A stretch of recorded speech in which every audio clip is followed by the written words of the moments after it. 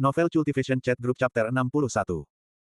Hari itu, dalam perjalanan pulang setelah menangkap Spirit Ghost, Softfeder mengungkapkan kepada Song Suhang bahwa ayahnya hanya menyegel satu Spirit Ghost di kuil Lentera Hantu. Tapi, hari itu Softfeder telah menaklukkan dua Spirit Ghost. Spirit Ghost tidak bisa bereproduksi, dari mana Spirit Ghost yang satunya muncul? Mungkinkah Spirit Ghost itu sebenarnya satu jantan dan satu betina, dan karena suatu takdir, melakukan perjalanan ribuan mil untuk bertemu, sehingga mengembangkan cinta terlarang? Atau mungkin, seseorang dengan sengaja menaruh Spirit Ghost itu ke kuil Lentera Hantu untuk membesarkannya. Jika itu yang pertama, maka tidak masalah sama sekali. Tapi jika itu yang kedua, masalah besar telah muncul. Melihat situasi sekarang, kemungkinan yang kedua terjadi relatif lebih tinggi. Jika itu alasan kedua, apakah dia ingin mengambil Spirit Ghost dariku? Ada kejelasan dalam mata Song Suhang, dan sekalian membunuhku. Dunia kultivasi memang kejam. Karena kekuatan luar biasa mereka, sulit bagi cultivator perkasa ini untuk terikat oleh hukum dunia biasa. Satu-satunya hal yang bisa membatasi cultivator adalah kebajikan, moral, dan kemanusiaan yang dia pegang dalam hatinya. Begitu moral dan etika ini hancur dan pengendalian diri hilang, maka cultivator bisa melakukan apapun. Pembantaian, kekerasan, penindasan, menganggap nyawa manusia seperti jerami, untuk dirusak sesuai keinginannya. Dan sebagainya. Ini cukup merangkum kebengisan dan kekejaman dunia cultivator. Jika kamu mengambil hartaku, aku akan membunuh seluruh keluargamu. Ini pasti sesuatu yang bisa dilakukan cultivator dari sekte jahat tertentu.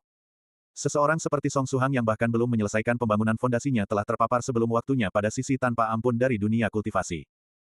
Tentu, aku tidak bisa mengesampingkan kemungkinan terakhir, Song Suhang menjepit mutiara es penyegel hantunya. Kemungkinan terakhir adalah bahwa, harta bisa menggerakkan hati seseorang. Dia sebelumnya gagal menyembunyikan kepemilikannya atas mutiara ini sehingga seseorang dengan niat jahat bisa melihatnya. Karena itu, orang itu akan ingin membunuhnya dan mencuri hartanya. Jika itu jenis orang seperti ini, itu akan lebih menyiksa korbannya. Tapi, orang itu sudah masuk ke kamarku dan bahkan berdiri di samping tempat tidurku. Mengapa dia tidak menyakitiku? Pisau sudah dijatuhkan di samping tempat tidurnya, tidak ada alasan untuk mundur ketika sukses begitu dekat.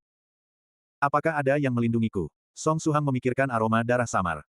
Mungkinkah Senior Medicine Master? Song Suhang menyimpan pisau setipis silet itu dengan hati-hati dan memutuskan untuk mengunjungi Medicine Master sebelum dia pergi ke kelas di pagi hari. Ada banyak kecurigaan yang perlu dia klarifikasi dengan senior itu. Selain itu, dia ingin meminta bimbingan senior tentang cara meningkatkan kesadaran dan teknik untuk menyembunyikan hartanya. Setelah bersiap, Song Suhang buru-buru mengenakan beberapa pakaian dan bergegas keluar rumah tanpa bahkan sarapan. Saat dia meninggalkan asrama putra, dia bisa melihat sosok tinggi melambai padanya dari kejauhan. Mahasiswa Suhang.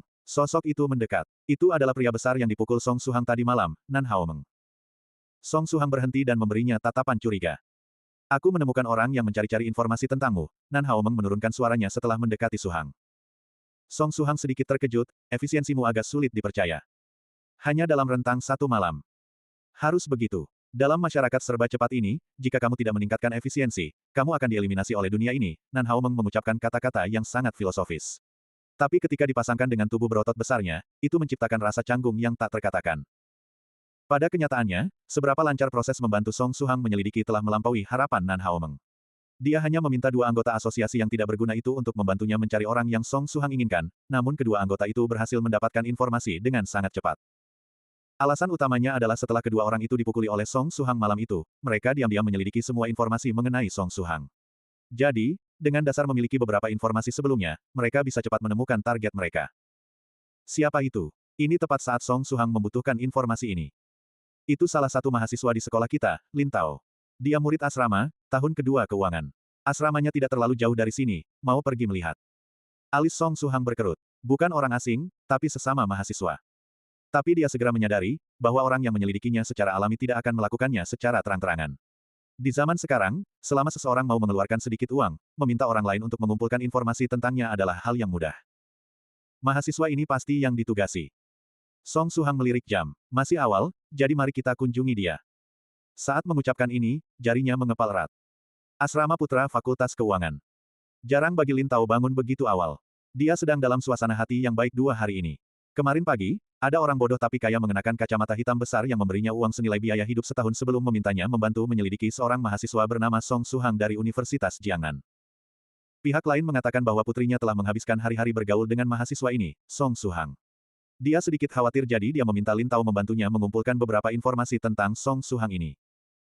Begitu Lin Tao mendengar ini, dia tahu dia dibohongi, tapi ketika dihadapkan dengan sejumlah besar uang, dia menerima kata-kata pihak lain secara harfiah.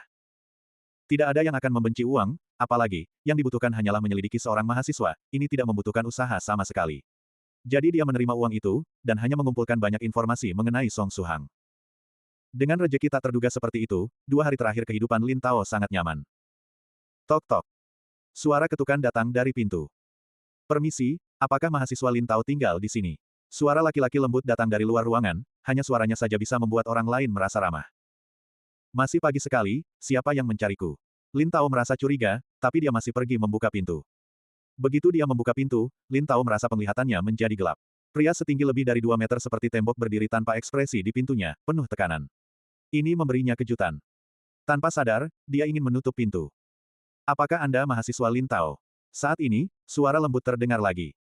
Sekarang, Lin Tao akhirnya memperhatikan bahwa berdiri di samping pria besar itu adalah seorang mahasiswa dengan wajah ramah. Setelah melihat pria ini, hati Lin Tao yang gugup sedikit rileks. Itu aku, ada apa? Senang bertemu Anda, namaku Song Suhang. Ekspresi lembut pada wajah Suhang surut. Song Suhang, nama ini terdengar cukup familiar. Sial, bukankah ini pria yang diminta, orang kaya bodoh, untuk kuselidiki? Lin Tao segera menyadari bahwa ada yang tidak beres, dia cepat mengambil langkah mundur, dan mengulurkan tangannya untuk menutup pintu. Pada saat yang sama, Song Suhang mengulurkan tangannya untuk dengan ringan menekan pintu, tampaknya mahasiswa Lin Tao memang tahu tentang aku. Lalu, Lin Tao menyadari bahwa pintu yang dia pegang tidak bisa ditutup sama sekali. Dia ketakutan, kekuatan macam apa ini? Dia jelas tidak terlihat seperti orang kuat, dan memblokir pintu dengan satu tangan. Lin Tao mengerahkan semua kekuatan yang dimilikinya, bahkan kekuatan yang dia gunakan untuk minum susu saat bayi, dan menggunakan seluruh tubuhnya untuk mendorong pintu, namun pintu tidak bergerak 1 inci pun. Dari reaksimu, aku menyimpulkan bahwa aku telah menemukan orang yang tepat. Kalau begitu, mahasiswa Lin Tao, apakah kamu lebih suka mengobrol baik-baik denganku, atau mengobrol dengan tinjuku? Song Suhang berbicara perlahan dan jelas. Bahkan Suhang, menghadapi pria yang menjual informasinya yang hampir membuatnya terbunuh, tidak bisa sepenuhnya menahan amarahnya. Karena informasi ini bisa menyebabkan teman dan keluarganya menghadapi bahaya mengancam jiwa. Jika dia tidak marah, dia akan menjadi juru selamat yang pengampun. Dalam waktu singkat, Song Suhang bahkan memiliki kecenderungan untuk memukuli orang ini sampai dia tidak bisa mengurus dirinya sendiri. Jangan melakukan hal nekat, ini adalah sekolah. Jika kamu nekat, tidak ada yang akan luput dari ini. Lin Tao kalang kabut. Terima kasih atas pengingatnya. Song Suhang mengangguk, kalau begitu, mahasiswa Lin Tao, apakah kamu tidak akan pernah mengambil langkah keluar dari sekolah untuk sisa hidupmu? Selama kamu berjalan keluar sekolah, maka kamu bisa memiliki percakapan yang layak dengan tinjuku. Lin Tao bukan orang bodoh, mana mungkin dia tidak mengerti makna di balik kata-kata itu. Mari kita cari tempat untuk mengobrol saja, aku jamin akan memberitahumu semua yang aku tahu. Lin Tao memaksakan senyum. Tentu saja, keserakahan adalah yang terburuk di antara 7 dosa mematikan. Song Suhang meletakkan tangan kanannya yang memblokir pintu, lalu berbalik untuk berjalan ke arah atap. Pada saat ini, Lin Tao benar-benar merasa ingin segera menutup pintu dan memanggil guru yang bertanggung jawab atas asrama untuk meminta bantuan, tapi ketika dia melirik diam-diam ke pria setinggi 2 meter itu, dia menelan ludahnya karena takut.